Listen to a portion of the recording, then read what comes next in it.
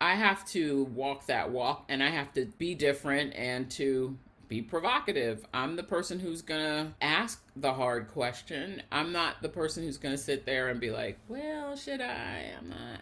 I won't be rude or disrespectful about it because I don't think that's required. But I will, call things out as I see them. And I think it's incumbent upon us who've been put in leadership positions to stand on principle, particularly for people who are less fortunate than we are. Hello and welcome to At the Podium with me, Patrick Huey. At the Podium is a multimedia platform that brings together people from a diverse background of lives, careers, and experiences who all share one thing in common. They have stepped fully into the transformative power of finding and raising their voices to make an impact on the world we live in today. At the Podium holds a space for everyone to share their stories, to be heard, and to bring us inspiration. Today, I'm thrilled to share the podium with Susan Chapman-Hughes. As an innovative leader of positive transformation, Susan Chapman-Hughes is passionate about aligning organizations with their defined missions and their values. She believes in taking a people-centered approach to inclusive, empowering, and energizing leadership for all stakeholders involved. She most recently was the EVP GM of Global Digital Capabilities, Transformation, and Operations in the Global Commercial Services Division at American Express, where she led the digital transformation of customer experience and drove the use of big data, predictive analytics, and machine learning to power business strategy. Ms. Chapman-Hughes managed a global team of more than 1,500 people.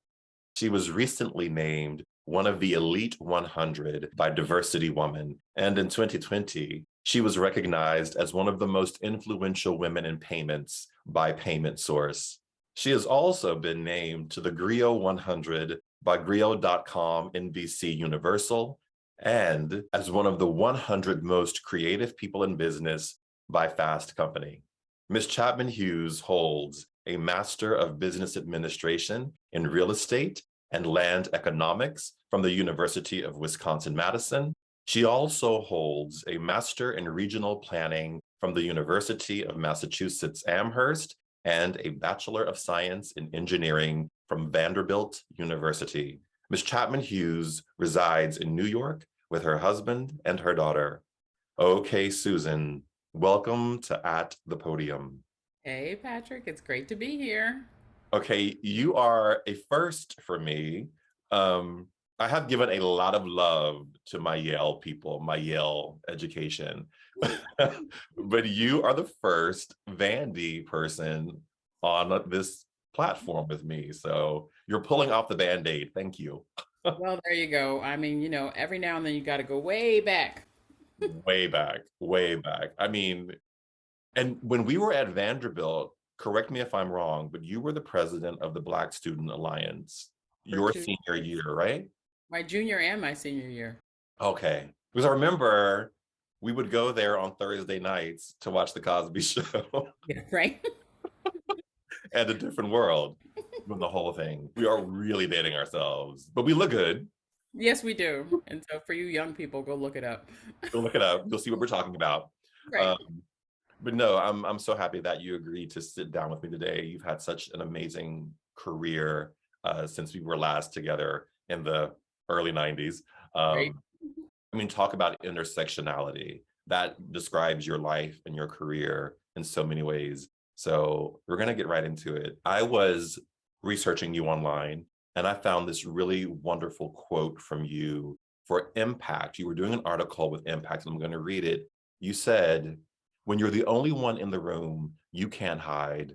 I've been called every label there is, but I use it as fuel to find strength and confidence within me. Because when you enter rooms where people are using stereotypes to judge you, you'd better be comfortable in your own skin. When you come from a group that has always been valued as less than, and you face the microaggressions we face daily, you need a mental fortitude to get through it. When the images you see tell you that how you look and act are wrong. You wake up in the morning thinking that in order to live in the world, you have to be something you're not. So you have to find or create places where you're accepted as yourself. You have a lot more power than you know. Absolutely. What what led you to that realization? First of all, I'm just appreciative of the fact that I had wonderful parents, and in particular, a very close relationship with my mother, who is my original role model. And my mom did a couple of things for me that now as a parent, I realize are so valuable. The first is she gave me unconditional love. And so, she's always like, I don't care what you do, I'm always going to love you. I may not like it, but I'm always going to love you. And then the second is she instilled a sense of self confidence in me that always made me feel like I belong. And she would say things like, well, go try it, because if it doesn't work out, you can always come home. But remember, you belong. And so, those little subtle messages throughout the years gave me the fuel to recognize that it was completely okay for me to be in any space that I was in. And that no matter, what other people said, that I was just as entitled to be in those spaces. And I was there because I wanted to be, not because somebody else wanted me to be there. And I think that's always been a way that I've just thought about navigating my life, because I've made some very interesting choices and pivots from a career perspective. Sometimes people are like, why are you doing that? But it's like, because what I want, this is how I've, realized that I want to live my life out. I had a plan. The plan may have changed, but it's my plan, and I'm going to work my plan. And as long as I'm, giving and bringing people along the way, then I feel like I should be able to do whatever I want. But, people are always going to judge you no matter what, no matter whether or not you like it or not. I was actually also reflecting on some of the things that crazy people I've worked for have said to me and about me to my face. Mm-hmm. So it's like, imagine what they said behind my back. But I also realized that, I was like, listen, that's your problem. It's not my problem. And I'm going to navigate in a way that works for me, regardless of whether or not you like it or not. And, it served me well throughout the years. And I also think that, when I talk to young people now, they are yearning to be themselves. They don't want to have to create space for carrying two personas. And you're much better when you can just be yourself. And so it's important just to seek spaces where people accept you for who you are, or you can create space for who you are, rather than trying to, fit in places where people are just going to reject you because of stereotypes or other stupid things. I think one thing that you said that really sort of went off when you were talking inside of me just now was that words have power. That's right. And that the fact that your mother was able to say to you, be you, do you, I may not agree with it, I may not like it, but I'm still going to love you, is literally freedom That's for a right. young person. That's right. And, again, like as a parent now, just the other night, I was having a conversation with my daughter, and she was feeling a little down because she wears glasses. And she's the only kid in her class who wears glasses. And she's, feeling, and she also is like super creative and thinks very differently than a lot of her classmates. She's not a linear thinker. She is a creative, great problem solver. And so she's seeing herself stand out differently than her classmates at 6 years old, which is fascinating to me. Mm. She's got very high EQ. And so I was talking to her, and she was like, Mommy, I really feel like I'm struggling with, why am I so different? I wear glasses, I feel like I'm different. And so we had a whole conversation about how that difference is actually her power. And I gave her several examples of how she stands out and how people have recognized her in the sea of other kids, and how they've remembered her because of how the impression that she's made on them. And I had just also gotten a letter from one of her classmates' moms. So the kid is new to the school. And the mom reached out to me and sent me a note to say thank you, because Parker had reached out to this kid and really welcomed him into the classroom, and like sought him out to play with him because she saw that other kids were not playing with him. And we were at a birthday party the other day, and his mom had given him a haircut that he didn't love. And so he was wearing a hat and didn't want to wear the hat. And so somehow or another, the hat came off, and Parker was like, "Oh, you got your hair cut. It's actually pretty cool." And it totally changed his outlook. And so she was saying that, that was the confidence booster that he needed. And I told her, I said, that makes you unique and special. And so I think that, I want to speak that kind of life into her the same way my mom spoke it into me, because she's destined for big things and she's going to have to be confident, because we already see it where she shows up in rooms and people are like, okay, so you got to know how to navigate that early. It's a curse and a blessing because it puts a lot of pressure on young people when they're at such a young age already identifying that they're going to be a special person. I think having the support of a parent is critical. And I bring that up because we recently did an interview with a gentleman named Connor Schoen, who runs an organization called Break Time in Boston. And they were saying that part of the work they do is help young people find jobs who are facing homelessness. And he was saying that 40% of youth on the street come from homes, LGBTQ plus homes, where the parents rejected their identity or their sexual preference. And it was striking and heartbreaking to me because, unlike what you're doing for your daughter, the parents play such a huge role in the life of a child. And not being able to give that support, whether you like it or not, is immaterial. The person standing before you as a child needs your help, your love, your guidance.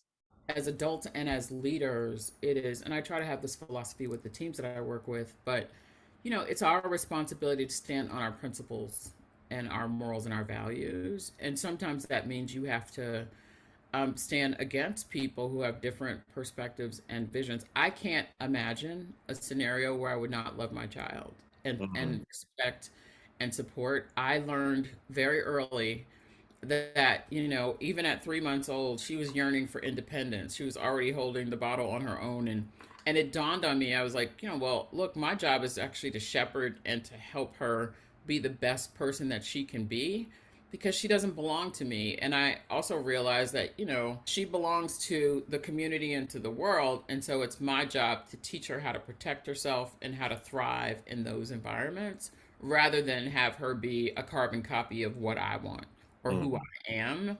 And I tell her all the time, you don't have to do anything that I've done. I want to put you in circles so you have the opportunity to have the exposure, but you certainly need to chart your own path and do your own thing. And whatever that is fine. It kind of reminds me of the Khalil Gibran poem about your children and not your children. They're life's longing for themselves and they come through you, but they are not They of don't you. belong to you. That's right. You talk about your daughter being creative, and I know, looking at your career, you have had a very beautiful career, but very much in the business, engineering, community planning, finance side of the sphere of business. And we'll talk about that. But I want to talk about your piano playing. Yeah. Because A, I never knew you played the piano. Really? B, I never knew you wanted to go to college to study the piano, and your dad was like, you're gonna get a real job. Ma'am. He was like, absolutely no, ma'am. Yeah, I mean, it's so funny because, I started the first gospel choir at Vandy. So, and it's so funny because Henry Beelan lives here in New York, and he always gives me a hard time about coming to his church to play. But, yeah, no, look, the music thing for me, my mom had like this list of things that she was like, my children will do even if I didn't do them growing up. And so, at the top of that list was, you will play an instrument and learn music. Then it was, you will learn how to swim. You will learn how to cook. You will learn, how to clean. You will know how to take care of yourself. You will travel. And so there's like all these things, but music was one of those things. So all of me and all of my siblings played an instrument or two growing up, so much so that at one point in time my parents had like a political fundraiser at our house, and like my sister and I were like the music, entertainment, and my brother, we had our own little trio thing. It was like, oh, okay, cool. So music has always been a thing for me that is, it's comfort. It's like it's an opportunity to be creative. I certainly don't practice the piano as much as I should, but I do now more because I'm trying to be an example for my daughter, because she is like way more gifted musically than I ever was. especially at this age. I mean, she's got perfect pitch. She can sing literally anything at this, and like every week, it's like, well, what? How did you? Where you learn that? And then you're like, it's just her gift. And so for me, the music now is an opportunity for me and her to bond, right? And so we've now limited videos. She can't watch them during the school week because she was having some challenges focusing. And so, like, now she's like, well, what am I supposed to do? So the first couple of days, it was painful for all of us because we were like, oh my God, like, what are we going to do with this girl? And then she started just being creative. And so one day I said, why don't we just start picking? Well, I'll be the DJ. We'll pick the songs that you want to sing, and we'll put on the karaoke version and we'll sing. And we'll work on a couple of things. So we'll work on harmony. So now she and I harmonize together when we sing together. And then, a couple nights a week, we just go to the piano and just have a jam session and just sit down and do our thing. So, it helps me stay creative. I've always been a left brain, right brain person. As I was explaining to somebody who I was talking to earlier, I was like, I like to be big with bold and vision and try new things, but I like to put the points on the board too. I grew up playing, I think the first instrument I learned was the guitar, and then I learned the piano, and then I learned the saxophone. And I think that first phase of learning an instrument and learning music is so, you just kind of have to sit there and learn it. You have to learn the chords, you have to learn the progressions and the keys. But when you get through all of that, you can play, you can have fun with it. Do you still consider yourself an artist? Is that pianist still in you? Okay, my definition of artist is like, will somebody pay you? So Susan. So I feel like I could probably get paid from somebody's church on Sunday. So we're gonna go with yes. We're gonna say yes to the artist. I love your very practical view of what an artist is. Anybody calling me going like, oh, we want to hear Susan sing, like, okay. Susan. Especially not now with Parker. So Susan, you, in addition to being an artist, a paid artist, you have you have described yourself as a strategic disruptor and a provocateur and an innovative leader of positive transformation. And I was so excited about your use of the word provocateur because I've had 40, 50 people on this show and they've never described themselves as a provocateur. But I think I was really fascinated by that because one can say that the level of achievement that you have realized in business is indeed provocative. It's a provocative act because there is still a perception that these roles in financial services are the domain of old white men. And here you are just, you're busting down these walls. And so I want to know why you chose that word provocateur. well, because I'm, like I said, I really love innovation and I love pushing the envelope and bringing new ideas to the table. And particularly within the construct of a corporate environment, a lot of times that's just really hard. But it goes hand in hand with me standing and being my authentic self. Again, I can come into the room, and whether or not I like it or not, people are going to recognize that I'm there. Like, they're like, who is this black woman with natural hair? And like, and I don't, by the way, you probably have seen an article that I did. I don't wear two-piece suits. Like, I literally don't have coordinates. Like, my glasses are always different. There's, I just learn how to like live in my skin. And because of that, it tends to give me license to be able to push the envelope, but it also gives me license because I'm a relationship person. And so you can be a provocateur when people trust you. And when you have a track record of, leading people through change and leading organizations through big transformations, you have to be provocative because you have to get people to think differently than they did before. And I also believe that, look, I've always had a passion around social justice, around using the platforms that I have to help people who are less fortunate than I am. And so, when you work with young people, they'll call you for who you are. They see through who you are. And so, for me, if I want to be provocative with them to get them to think differently around their lives or their engagements or what they're doing, I have to walk that walk, and I have to like show them that I'm willing to try new things and be different and to be provocative. I'm the person who's gonna ask the hard question. I'm not the person who's going to sit there and be like, well, should I? I'm not. I won't be rude or disrespectful about it because I don't think that's required. But I will, call things out as I see them. And I think it's incumbent upon us who've been put in leadership positions to stand on principle, particularly for people who are less fortunate than we are. You talked about these young people who are homeless. In New York City, I think the statistic is something crazy like 20 or 30% of the kids who go to public schools here are homeless. Like, can you imagine you're trying to go and achieve and you're trying to go and, be great because everybody just tells you to take these tests and do whatever, and you don't have a home. Yeah. Like, you're living out of a car, you're in shelter. I remember I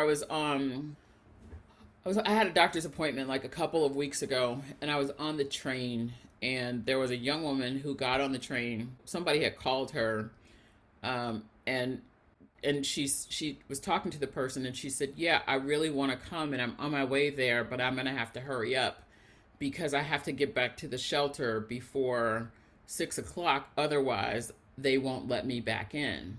And I mean, this young woman was like beautiful and she was clearly well spoken and very sharp. And I was like, I don't even like it, just kind of like grabbed me while we were on the train. And so I was like, you know what? I got to do something. So I just went in my bag and I had a couple $100s in my purse. I took all the money I had out of my purse. And I got off the train. I was getting ready to get off the train, and she got off the train at the same station. And so we walked up the steps or whatever. And I was like, "Excuse me." She had her earphones in, and I was like, "Excuse me."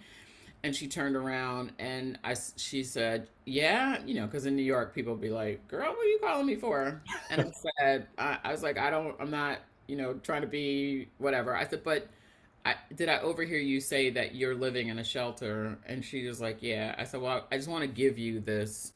And if it helps you in any way, by all means, just take it." And she looked down and she started almost crying, and I almost started crying, and she's like, "Can I hug you?" And I was like, "Absolutely." And I gave her a big old hug. I think that we have to be different. Like, we are called to be different. We are called to use our platforms to be different. And so we have to be provocative in the way we do that. And we have to, break the norms. It's okay to be a senior executive and, recognize the humanity in somebody and want to help them. Like, shame on us if we're not those people. Susan, we had a gentleman who was the very first episode we aired of this podcast for this second season. His name is David Ambrose. He grew up for about the first 18 years of his life living on the streets and then in foster care because his mother suffered from a mental illness. Yeah. And he talks about being between a 4 and 7-year-old child in Grand Central Station in New York, begging for money. Yeah. And how the businessmen getting off of the trains just walked past him, didn't even see him. And he talks about, in a very provocative and moving way, the invisibility of homelessness and of people living in shelters, and that we just don't, as a society, really understand how to even acknowledge the existence of people who are in these horrible situations, oftentimes through no fault of their own. I mean, he was 4; he did nothing wrong. Right. But you seeing her was probably one of the most empowering and affirming acts anyone had ever shown to her. I just feel like we all are called to serve, right? And especially in the environments that we are seeing now. My mom always used to say that, you have to be the gift that keeps on giving well beyond yourself. And, I just believe that. You also said something interesting to me about being a provocateur within these spaces that you're in. And I serve on a board, and I understand when you walk into the room and you're the only one, and you can't hide. You're there. That's right. You cannot hide. And I was reading a book called Inclusify by a woman named Stephanie K. Robinson, I believe is her name. And she talks about, Stephanie K. Johnson. And she talks about how in boards, in the C-suite, that oftentimes women, people of color, immigrants don't even want to sit there because they feel tokenized, or they feel like they don't belong at that table, or that they're only there because of their race, their gender, Yeah, where they come from. And her response is, it doesn't matter, you're there. that's right. So speak up, be provocative, Right. and be present. And all the other stuff, when you're trailblazing, you don't get to pick the circumstances under which you're trailblazing, you Right. know. But I think it's really important for people to hear that you may be the only one at the table. That's fine. And you may be the token. You don't know that, but you still need to be engaged in the conversation. Well, here's what I've learned, Patrick. And I've done business all around the world. I know people all around the world, and what I do know is that at their core, people want the same things. They want to be happy. They want to live a happy life. They want their kids to be successful. They want to be able to, earn a living for them. Now, some people are crazy, but for the most part, I don't care where you go in the world. That's just what people want. And so if you approach it from a relationship building perspective and say, you know what, yeah, we might be different, but I'm going to actually give you the opportunity to get to know me, but you're straight with them, right? You have to be, to this point of being provocative, you can't bend yourself into a pretzel just to make everybody else feel comfortable.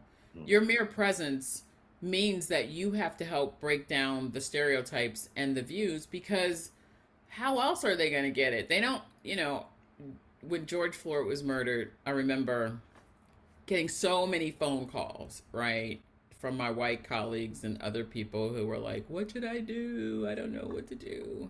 And the old Susan was like, "Well, let me tell you what, here's what I think you should." And the new Susan was like, "So help me understand, what is it about your life that gives you the privilege that you don't understand how to meet this moment? Mm. What is that?"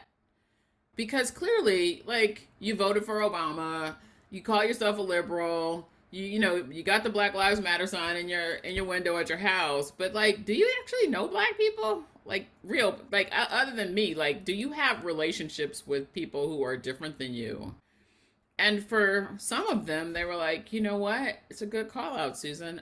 I don't. And I thought I was doing, things that are differently. I said, we all, if you are a true empathetic leader, we all have to go out of our comfort zone and our boundaries to understand and put ourselves in other people's shoes, And I said, here's a great example. I know a lot of black executives. So for me to hire black executives, not a really hard thing. I know exactly where they are. I know who to call to get, etc.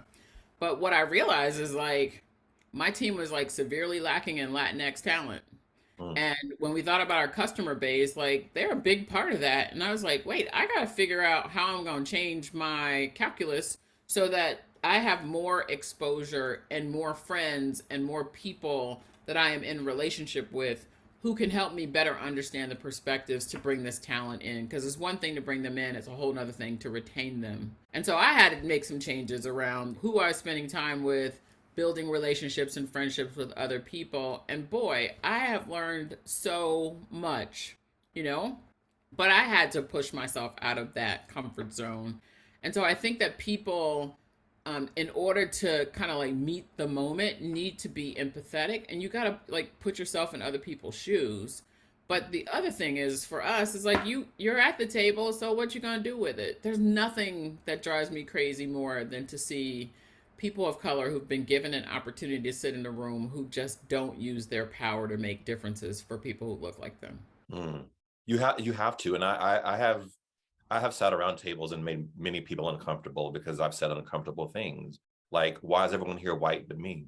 Yeah, yeah, And I think the George Floyd question, I think we still haven't found the answer to that, because I think we haven't really been able to grasp what that really meant and why people were so shocked and appalled and unable to actually really enter into that space and understand what was happening there. I think we know why they were so shocked, right? Mhm. I think the challenge is what is different around the structures and the institutions that we live in that will change that, so that that will never happen again. And that requires people to actually shift the power structure and to think differently around who they bring to the table. I remember years ago going to London to do a deal, and it was the funniest thing in the world, because I was with one of my colleagues who was white, and British, but he was more junior than I was, and he worked on my team. And so we got to the meeting, and the team that we were doing business with came in and went right to him. Oh, it's so great to see you. Oh, we can't, so excited about, doing deals with you all. And then one of them had the audacity to say, oh, as you're here assisting, do you think you can grab coffee for all of us in the room? No, Susan, no. I was like, yeah, sure. I'd be happy to get y'all coffee. Who else wants coffee? Anybody else want coffee? And so my colleague is like, his eyeballs are like getting bigger by the moment. So I come back in the door. I ask the woman to help me get the coffee. We come back in, we pass it around, whatever. And so they were like, well, we're waiting for Susan to come so we can get the meeting started. I said, oh, I'm here. How'd you want your coffee? Oh, you wanted it with, oh, okay, cool. Because we're going to have fun now, fellas. And Oh, their whole faces were like, I was like, yeah. I was like, I think that just earned me some bargaining points in our deal, right? So I guess you're going to be paying extra. Sorry. But I bet you they won't do that again. no, no. This is somewhat related to what we're talking about. Are you, and you have a daughter, so you probably are you following the whole Ariel is not black thing that's Absolutely. happening? Mhm. Absolutely. I have a lot of thoughts and feelings about that. My first thought is there's no such thing as a mermaid, so why are we even having this conversation? But to our earlier conversation about who's at what tables and what people are willing to not see, Yes. willing to not acknowledge. Um, I find this conversation very interesting because I don't really pay attention to the nonsense of the people who are so up in arms that there is a black Ariel, because that's the same foolishness that we've known all of our lives. Those people are always there. What I'm fascinated by is what the young black girls who are seeing the videos and watching this are realizing about themselves. And I have two responses to that. One, I'm so sad that they are still in 2022, almost 2023, shocked to see a black representation of themselves in a movie, and Yeah. that as far as we've come, we still haven't gotten that far to where Yeah. that's not a shock for them. The second thing that I'm really um, moved by in this conversation is that the level of empowerment and joy that it gives these young girls to see a black Ariel. Yeah. And it made me think about you because I knew we were going to be talking, and you sit in really provocative spaces as we've discussed, and I wonder how you view your role as a representation for other people looking up to step into the suites, the C suites, the executive Yeah. level. I mean, like, look, in the words of one of my mentors, if you got there and only your dusty butt is still sitting there and you didn't bring anybody with you, then shame on you. So, like, I'll never forget that. Every time I think about Maurice saying that, I just kind of crack up laughing. I was like, Dusty and Ashy, or just Dusty? He was like, Dusty and Ashy. I said, okay, fine. But, look, I have had a career in technology, real estate, financial services. I mean, they're just like in roles, by the way, that like there aren't people who look like me. And so my thing is like, look, shame on me if I don't expose a lot of people to this. Because when I was younger, I didn't even know these opportunities existed. I didn't know anybody who worked in business until like I was in high school, and our neighbors, black people, and our neighbors moved across the street, and I got to know them. And he was an executive at P&G, and I was like, well, what is that? That's amazing. And then throughout the years, I learned about people who were on corporate boards, and I was like, black people on corporate boards? Oh my God, like this is like fascinating. And so for me, I want other people who look like me to have, the opportunities, because I also know that is a good business decision, particularly as the world continues to diversify. You need people who can bring different perspectives and who can think differently. The challenge is oftentimes organizations have a perception of who they think the right candidate is, and it usually, is some kind of like box cutting, fitting exercise. It's like, oh well, they did this, they did this, they did this, and they did this. And so as a person who's looking at people and evaluating talent, we have to be the ones to push to change the way organizations think about who's ready and who should be able to sit in that seat. And we should be giving people of color, and particularly black folks for me, chances that they may not have otherwise had. I remember when I was going through a transformation for one of the businesses I was running, and there was this young black guy who's still a mentee of mine. This guy is like unbelievably sharp, one of the best finance minds I've ever seen. Mm. And I was like, he's in a corp dev role now, but he would kill a P&L client facing GM role. And the guys on my team were like, he's never carried the bag. I don't know how that's going to work. I said, well, I'll tell you what, we're going to give him a chance because I think he's got the core things. He's got great relationship building skills. He's got excellent finance skills. He's got excellent ability to be able to do other things. He's proven that he can be adaptable, that he's great in front of clients. He's great in negotiation, like all the box checking that we need for somebody in this role. And he's a great leader. We're going to give him a chance. And I'm going to support him, even if y'all don't. I'm expecting you to, but even if you don't. And we're going to see where he lands and where his team lands. And within a year, they were number one. And everybody was trying to like get on their coattails. And I reminded them, I said, remember, you guys were the ones who didn't want him.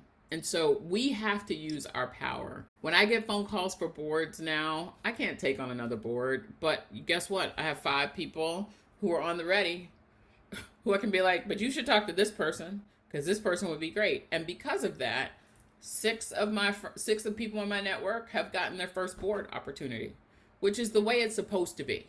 It's interesting that you bring that up because this idea of who's at the table, who's not supposed to be at the table, what requirements you have to be there. You talk about when we were at Vanderbilt, which you called a lesson in what doesn't kill you makes you stronger. And I concur. I thought Vanderbilt, great memories at Vanderbilt, very challenging times at Vanderbilt in many ways. But you had a dean once say to you that you didn't belong there. Yeah, he did. And he was like, you'll never do well. I don't know why you're here. And I was like, what? So first of all, what was great about my mom is like I called my mom and literally the next day she drove down to the school and sat in his office until she could talk to him. And was like, if my child doesn't do well because she didn't do the work, that's one thing, but she doesn't do well because we got a problem. And so that was the first lesson for me, which is like, and my mom always used to tell me, you gotta stand up for yourself. So, okay, fine. But I'm the kind of person, like if somebody tells me I'm not capable of doing something or I'm not good enough for that, it's like fuel for me. And I'm also a little petty. So, just to be honest. So every time I was like in a magazine or whatever, I would send it to him and be like, I'm doing so great. Things are so wonderful. Oh my goodness. I just wanted to let you know how I'm doing. I mean, there's something about the power of words that people say. I don't subscribe to sticks and stones may break my bones, but words will never hurt me. I think words can be very damaging to people. And you're lucky that you had a mother who drove up to Vanderbilt and sat in that man's office and was like, excuse me, That's right. But that's where the self-confidence piece has to come in, right? Some people upset in my life, like, oh, so she's kind of arrogant. I'm like, I'm not arrogant. I know my value and I know my worth, and I'm going to stand up for that.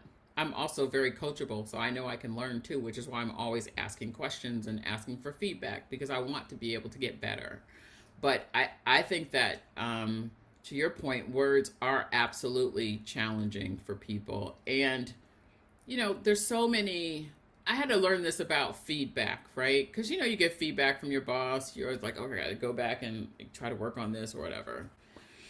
And one of my mentors was like, you always got to consider the source and you got to consider what their motivation is. And so, I had one situation with she was a white female. I was working for her and like literally, despite the fact that my numbers were great and we're crushing it and doing whatever, like she always had these like crazy things to say to me. Like one day she was like, oh, you don't go into detail enough. And, you like, she just had all this stuff. And so finally I just said to her, I said, it's really fascinating because when I look at your feedback that you give me, it's all about making you more comfortable and making your life easier, which, is fine if that's what you want. But don't try to couch it as if these are the things that are going to make me better because you don't even know me. You haven't even taken the time to get to understand what makes me tick. You don't see value in the path that I take to get to things because you're so limited in your scope. You can't even understand that there are other ways to think about these things. You like people who basically say yes to you or think exactly like you. And so that's about you. That has nothing to do with me. Like, when you think you have some valuable, advice you can give me that will help me be better, then let's talk. She didn't like that very much, but Didn't. but I had to finally say it because like after like, 3 or 4 times I was like, you got to be kidding me, like for real? And I'd ask like very clear questions like, okay, so did we hit our numbers? Yes. Is our scorecard all green? Yes. Okay, so tell me, what is it about how I've delivered that doesn't work for you or isn't good? And she's like, well, okay. I think what you're describing has happened hundreds of thousands of times over to people.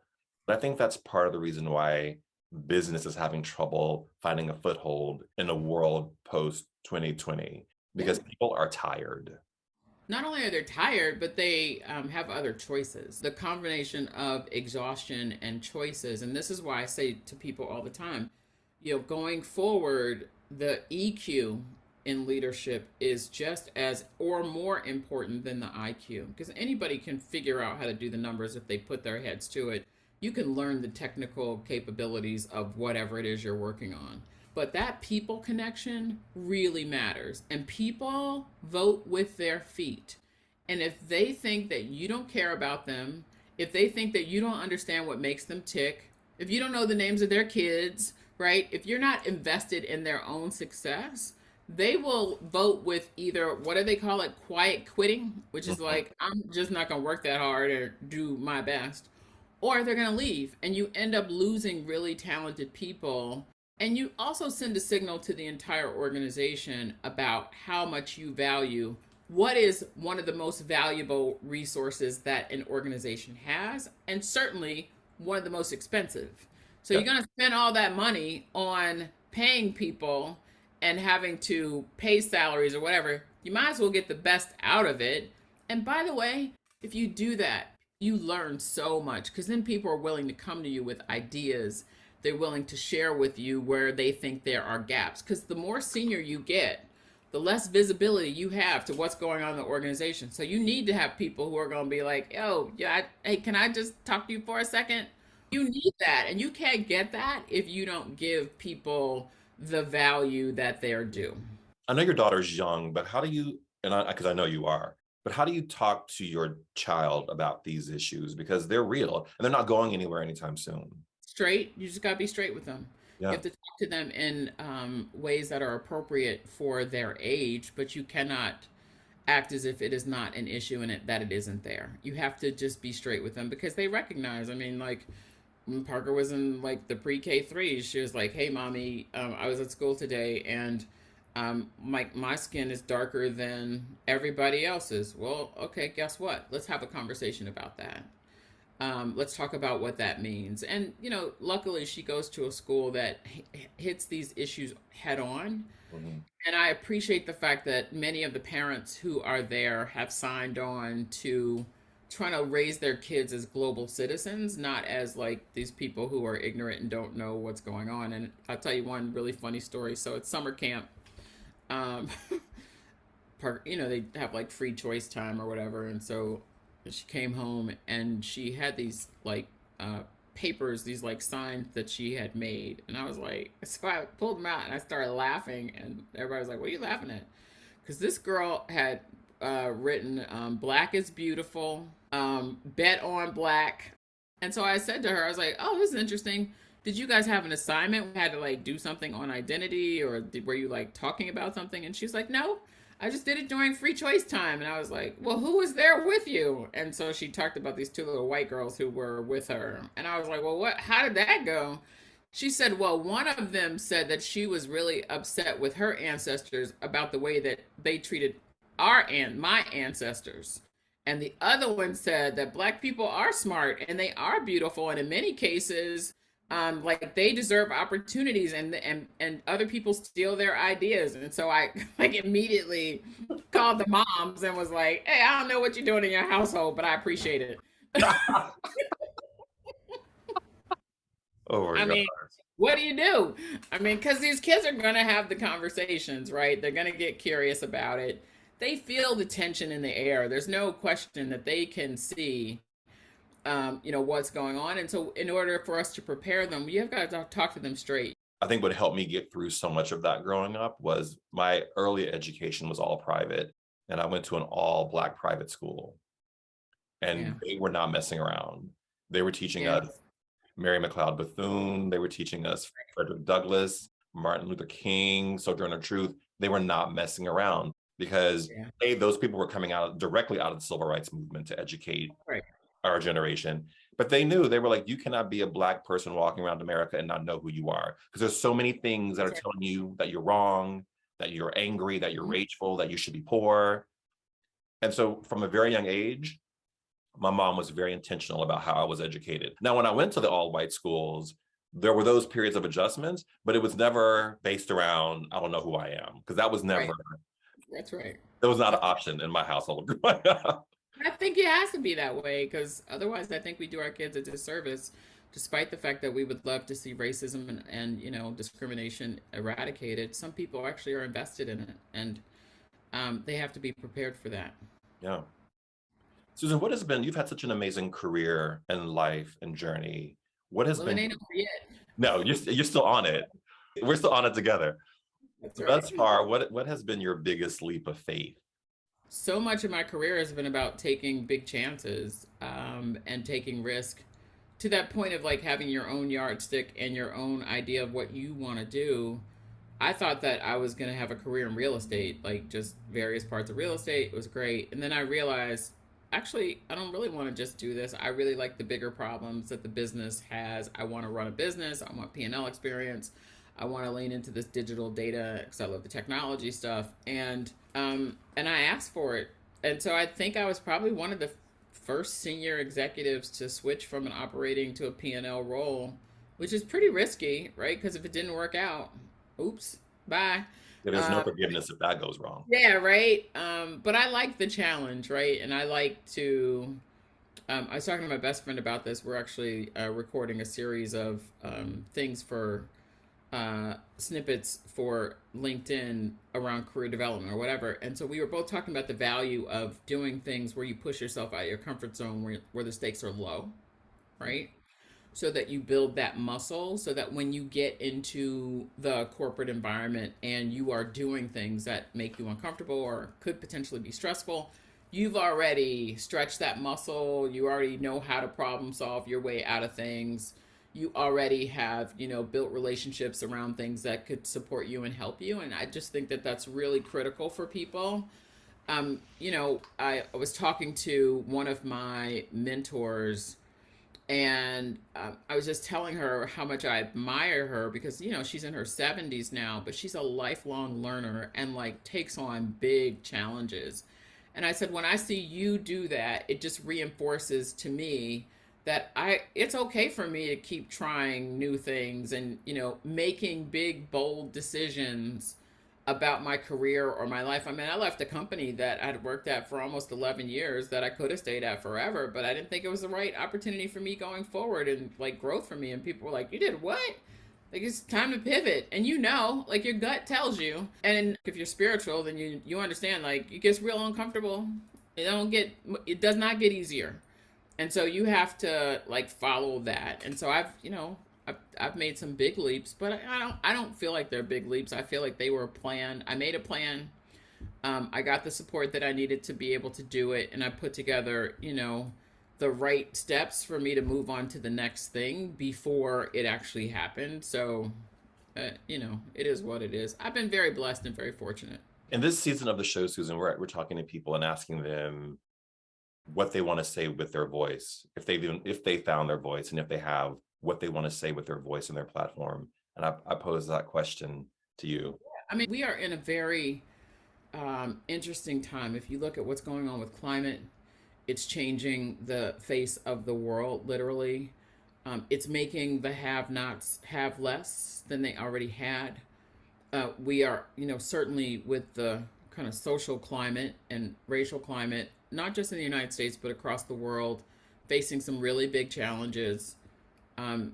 People are really seeking leadership and support, and they want the opportunity. I'm so heartened to see these young people step up and become activists around the things that they know are wrong. And so I feel like it is incumbent upon us to create pathways for them to continue to thrive, to make it better for all of us. And I've learned a lot, given the boards that I serve on, about food insecurity, right? There's so many people who are food insecure. Shame on us. And it's, goes beyond us just wasting a plate of food, right? It's creating opportunities for people to eat good, nutritious food. And so I want to use the platforms that I stand in to be able to help that. The other, big thing is around the digitization of the world. That's going to change how people work, who gets access to work, how data is used. You talk about AI and bias in AI. It's going to take people like me and you to be voices to make sure that we're steering. Those things are not bad things in and of themselves, but used incorrectly and not planned correctly, they could be bad. So we have to create the pathways for those things to actually be impactful and make the world a better place. I look at people like Chef Andres, Yep. And what he's doing with World Central Kitchen, and his perspective is everybody can come together no matter what issue or problem it is around a table. And I think historically around the tables that I've sat around and broken bread with people, and I think he's right. And at our core, just going back to something I said earlier, people really do want the same things. Most people do.